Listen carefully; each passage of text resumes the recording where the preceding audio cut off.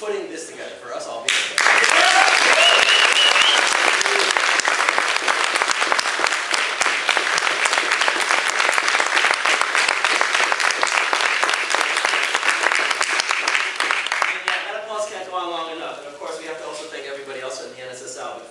That's really been working tirelessly, ceaselessly, focused on getting us all here together for what looks to be a really fantastic evening.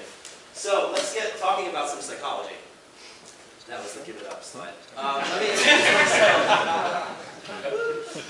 just introduce myself very quickly. My name is Adam Lobel. I'm a PhD here at the Radboud. I work in pedagogy. I come from Brooklyn, New York. That guy right down there. For anyone who's curious, that circular thing, that's Amsterdam, the A10 circle.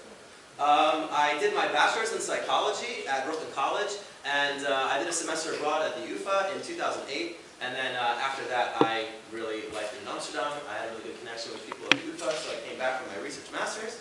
Also in psychology, social psychology was my specialization, and now I recently started my PhD that looks into the positive effects of video games on children and teenagers through the course of their development. And I do this work together with, right now I'm currently with Michelle Failing, and my supervisors are Professors Rutger Engels and Isabel Brannig.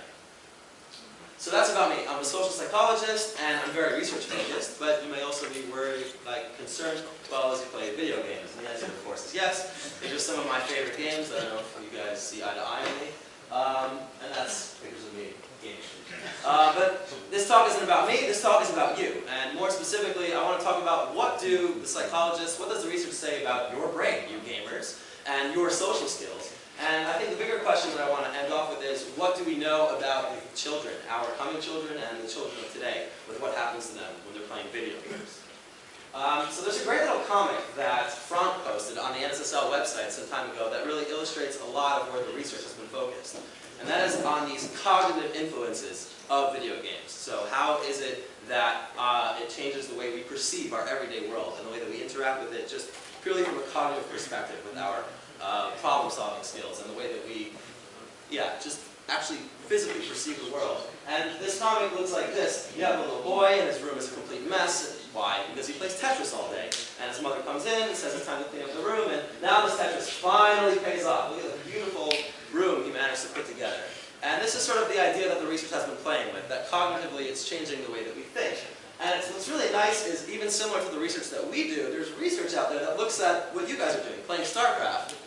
And it looks to see how it's changing the way in which you attune to things in your environment, and how it is you might be improving in your multitasking skills and in being able to not become distracted.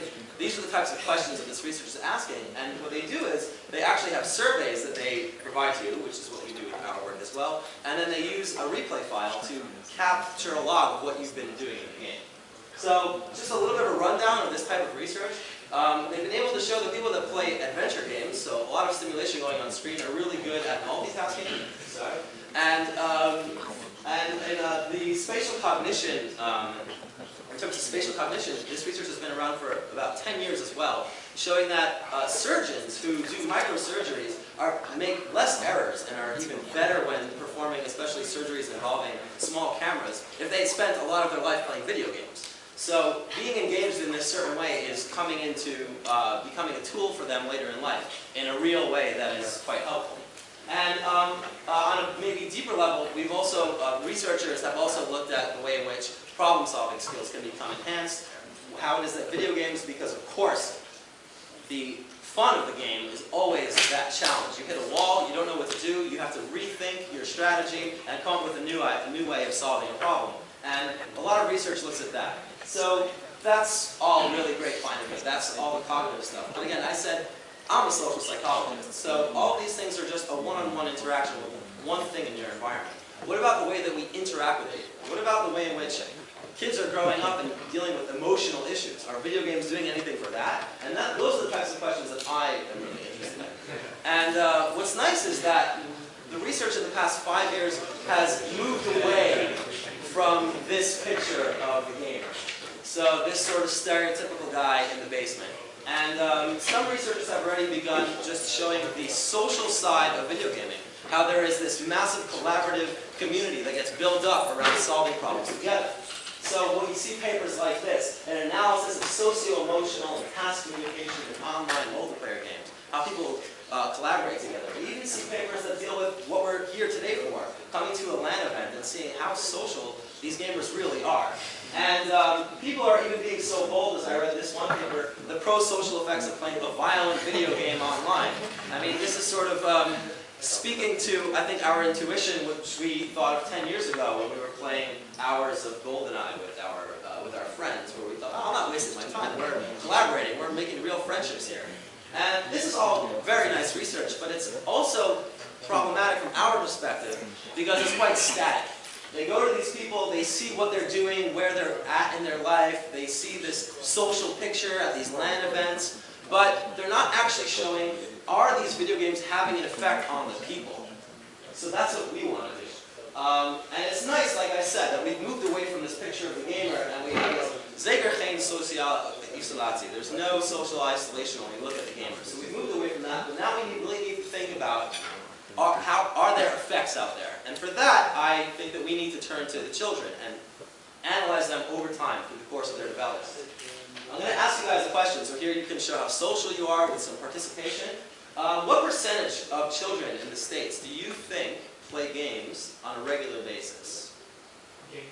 Video games. 72. 72. 82. 82. 90. 90. Over 90. It's over 90%. The estimates range between 91 and 97%, if you can believe that. So there's a tremendous amount of all these kids growing up gaming. That is what is happening. And in fact, these kids that are growing up, by the time they turn 21, they've spent 10,000 hours playing video games. It's tremendous. That's an army of gamers, if you think about that. And that really, really, really begs the question, what are they getting good at? Where are these 10,000 hours going to? If you play 10,000 hours of guitar, you know how good you are? So what exactly are they getting good at? And that's the question that we want to address with my PhD over the next 4 years. And what we seek to show is that, in fact, yeah, there's this social development happening around video games. Video games are the modern playground of the future. This is where, just like in the playgrounds that we are quite used to, this is where you also see children developing perspective taking, ethical reasoning, and collaborating in an environment where they're really developing the skills they need to deal with problems later on in their life. So I'm just going to throw out a couple of specific research questions before wrapping up in just a minute or two. So one of the things that I think is quite interesting, and I think is quite important, is to take a developmental perspective when asking these questions. The video game market is so vast, and of course, over the course of your development, you change so many different times, in so many different ways, that it's of course important to contextualize each of these research questions and see what games are good for what skills at what different periods of your life. And one of the interesting questions that I think really needs to be addressed is, can video games be empowering our children? And what I mean by that is, does playing as a powerful avatar as a child make you become more assertive and self-efficacious? And another angle that one could approach this from, and that I find very interesting, is that I think what we've witnessed with this generation is perhaps for the first time, or I think it's extremely unique, that children are becoming masters at something that their parents are not. Normally, the parent is always the one to teach the child something. And now we have a situation where children can teach their parents something. And I think that's an incredibly empowering thing. And if we tap into that, we can really show ways in which children are becoming empowered for the future. Looking on later in life, I think that it's also interesting to investigate the ways in which video games for teenagers can be helpful for their identity exploration and as a social network for them to explore. What are we focusing on right now with our research in the lab at the moment? Is we're looking at becoming persistent in the face of failure. When you play a video game and you fail the level, you almost always feel that you just want to pick up and try again. And we want to see how does that generalize in the real world. Are people learning the lesson that I can get up and try again, or no? So what is it that we want to do over the next 4 years? Well, we want to look, we accept the fact that kids are gaming. That is happening. So we need to understand what is happening. And the questions we are asking, again, are socio-emotional. How are they changing in terms of the way they interact with people on an emotional level?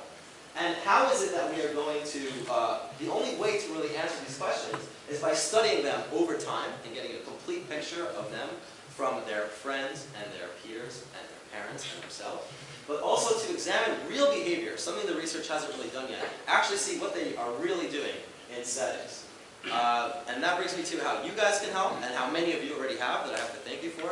We have a study going on now in the lab, so if you found the talk interesting and you think you have something to say about the research, hit up this webpage, NSSL Presentation, Starcraft Science, and there you can find a link to our survey. And if you're here in the area in Nijmegen, you're more than welcome to join us in the lab, where we have people play one ladder match, we measure their heart rate, and then after the match we have them rate how stressful they think they were during the game. And the point is to see, are people who are better at detecting their own changes in stress also better at coping with real problems in the real world? Thank you.